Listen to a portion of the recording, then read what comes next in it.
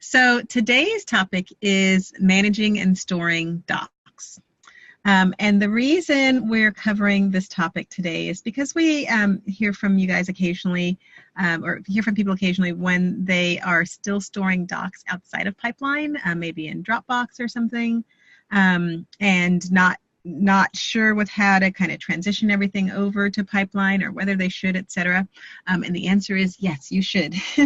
Having a central place for all of your docs instead of kind of navigating two completely different silos of information is a huge benefit for your efficiencies, and really just collaborating everything into a single place. So that's what we'll cover today is the reasons why you should do that, all the features and tips surrounding that help you really manage everything really efficiently in Pipeline instead of having them in some different source. Or again, if you've already got them all in Pipeline, different tips and options that you've got to really maximize that workflow. Okay. So I am not going to go into basics today, like how to upload docs and really the details of how to do each feature, rather than focusing on just the fact that you can do these specific things. I'll go super high level, but not going to go into detail about how to do each thing, probably because you already know how to do many of them, but really, again, just highlighting them so you can see how they work in concert together. And so let's dive in. So everything that I'm talking about today will, again, just support having all of your docs within Pipeline and managing them efficiently that way. So I'm going to start with, let me hop over to Pipeline. I'm going to start actually on the reference page. Open that in a new tab here. So if you're not familiar with it, the reference page is where you store all of your docs, forms, and disclosures so that agents or admins can download them from here and then get them executed and typically upload them back to the transaction. The thing to know about this page is that it's accessible by everyone. There aren't any securities on them. So this is where, again, you would store your generic docs that people can access and then do something with. Okay. You can also store links here. So this is kind of your repository of all of your standard docs that you need people to have access to. So I want to kind of start there because that's kind of sort of central for where you're storing the source of all of your docs. Okay. Next, I'm going to hop over to a transaction because most everything we're going to do is from there. So I wanted to start without sounding too silly, but why you should store your docs in Pipeline. And I'm not doing it necessarily from a sales standpoint, but because, again, that whole efficiency of having something in a central location. And the whys relate to a few things. One is first, just standardization of your doc names. You probably already know what standard doc names are. I'm going to hop over to the admin section and the doc names, where you set up the standard doc names that you want to be used when docs are being added to a transaction. Okay, and doing this, that gives you consistency with your naming, and it's kind of a win-win on both sides. On your side, from the admin perspective, it's consistency with your naming, which is something you can't get from storing them in Windows or in a Dropbox, etc.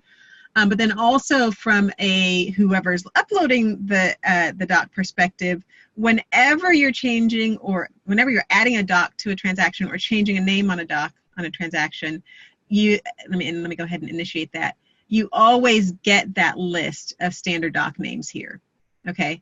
So really, when you're naming that doc, it's a matter typically of just typing like, oh, that's not what I wanted there. Let's type, let's see, right? Typing a single letter or maybe a couple of letters to really fine tune your list to have only a few things to select from. Okay, so it makes it super easy to name the docs, and again, you get that consistency of the docs being named exactly as you need them to. Okay, so I'll cancel that. All right, so standard doc names, huge benefit. I'm hopping back over to admin here again. Being able to limit docs to only allow PDFs to be uploaded. Set the limitation to only allow PDFs to be uploaded. If you set that option, you can do that. Okay, so another huge benefit there. Also an audit trail. So anything that gets uploaded to these transactions, you've got a full transaction history of everything that's happened on this transaction, including when the doc was added, who added it, when, at what time they added it. If a doc is deleted, you'll see that here and see exactly who did it and when. If there are any comments added to a doc, which we'll talk about in a second, all of that information is here in the audit trail. So just a full accounting of exactly what has happened with the docs, which is huge when you're talking about, obviously, these real estate transactions, okay? And particularly if you've got requirements for when docs need to be uploaded or when they need to be signed, etc. Alrighty. And speaking of deleted docs, while we're here, just want to mention you don't need to worry about when docs are deleted. You know, in an outside source, they could be gone and you're not sure what happened to them. But here, obviously, you've got the audit trail to see when they were deleted, and then you can also recover, if you click deleted docs here, recover those deleted docs. See what was deleted and then recover them if you need to. Okay. And then lastly, a huge compelling reason why you'd want to keep them in this single repository is the ability to manipulate them. Let me hop back over to this transaction. Manipulate PDF docs. So if I've got a PDF doc here and I want to break it apart or rotate it, I can do that. And since I've got the ability to break it apart, that means that can, you know, help facilitate how much more efficiently I get the docs in there, because maybe I scan in a huge, you know, several docs at a time, maybe 30 pages at a time, instead of having to, and then break them apart once they're here, rather than having to upload them separately. Okay, so there you got some of the efficiencies there as well. And then finishing up with manipulating, I can break the docs apart, but I can also merge them together. So I've got the ability to fully manipulate them however I want. For example, if I've uploaded a doc that's missing a page 3 or something, I can break it apart at the missing page, upload that missing page, and then merge them back together. So just full and complete abilities to manipulate PDF docs to your liking. Okay. So those are a lot of compelling reasons to really get all of your docs into this single repository where you're tracking them.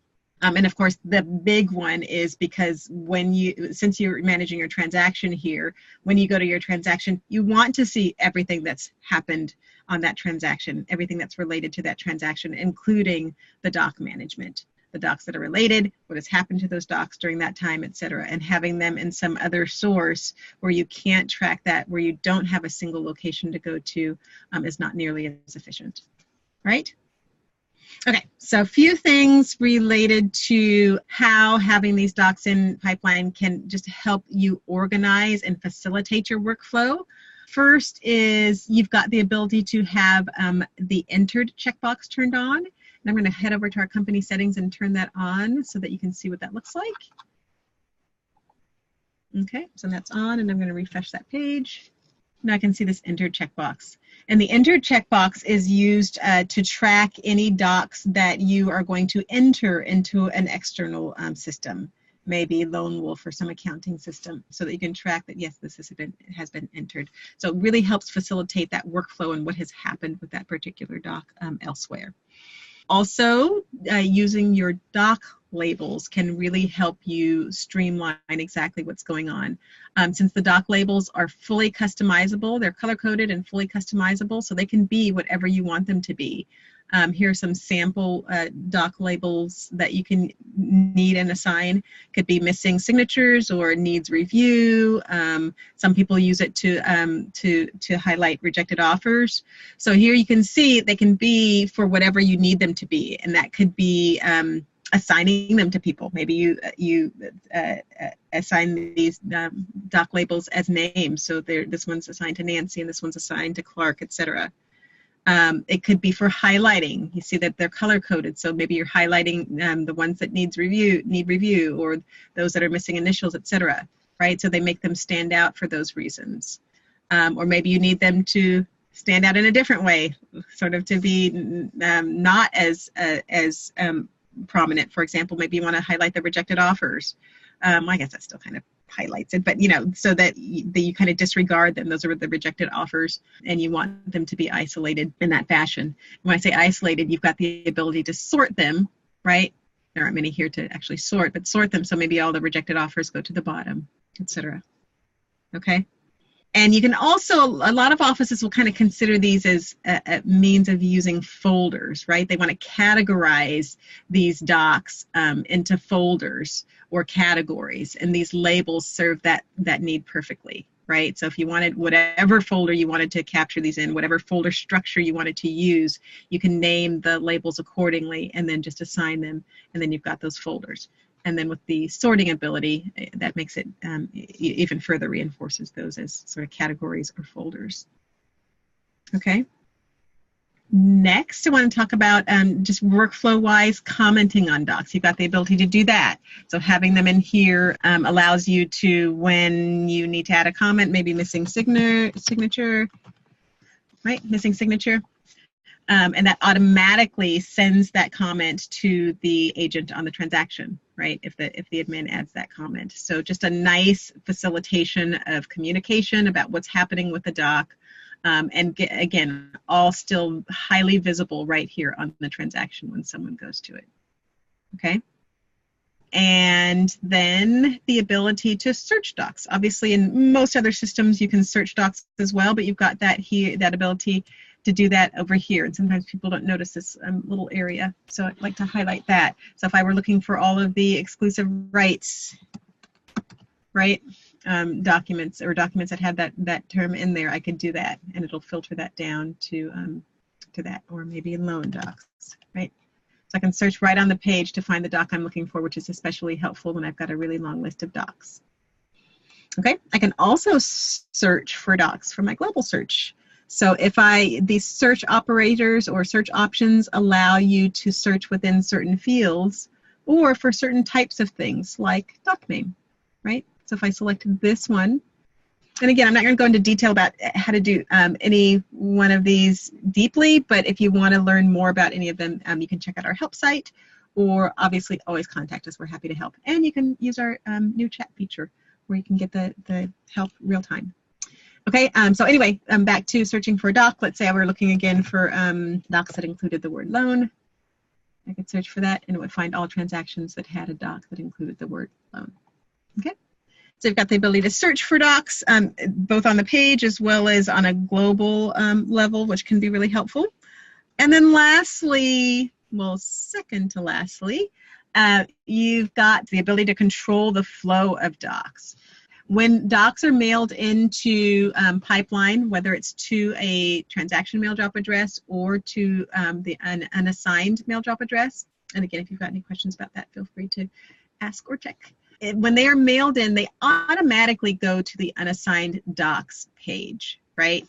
And when they come through a transactions mail drop address, they take this pit stop here because they need to have the permission category assigned. And that's an opportunity, if you want to set up your workflow that way, for an admin to put eyes on that document before it gets finalized to go to the transaction. So if workflow-wise you want the agents to send their docs into a transaction mail drop address or to the unassigned docs mail drop address, depending on what their skill level is, maybe it's a little too much for them to digest these whole mail drop address things. But if so, it could be that they land here and then an admin can facilitate getting them onto the transaction, which allows them to do a little bit of QA before they do, right? So again, gives you the ability to facilitate that or control the flow of docs before they actually reach the transaction, if that's something that's desirable. Okay.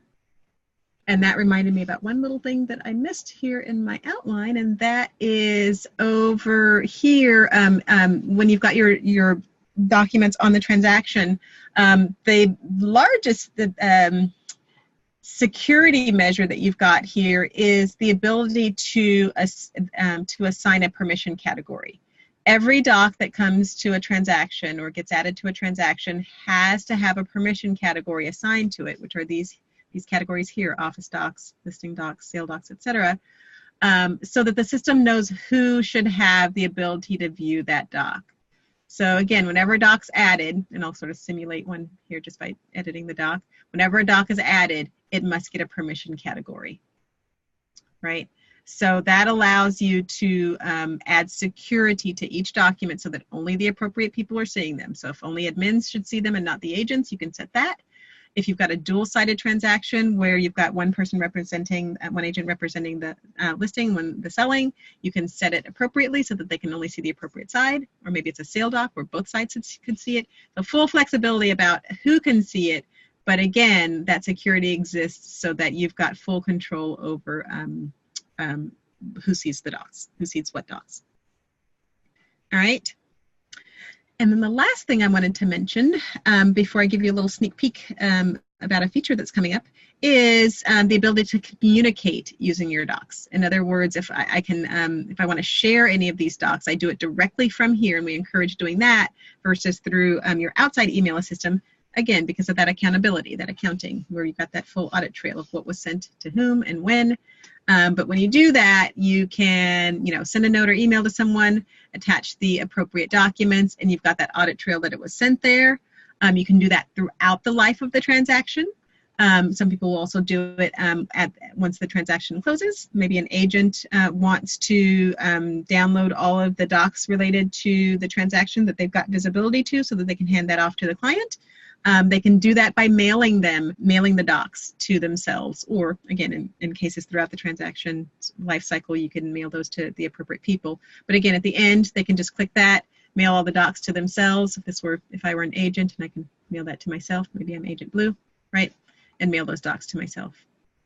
Or again, on an individual basis, if I want to maybe just send this to an escrow officer or something, I can do that. Okay. And then the last thing I wanted to mention was just a sneak peek, and that is over here under Unreviewed. So under Unreviewed, which has got all these funny looking docs here, but right now all docs that are added to a transaction by default need to be reviewed. And we get an occasional office who doesn't actually, whose workflow doesn't need that review process. So in an upcoming release, we'll have the ability to turn off the need to have docs reviewed if that's not something that your office needs or does. Okay, and I think that's it. That's it for today.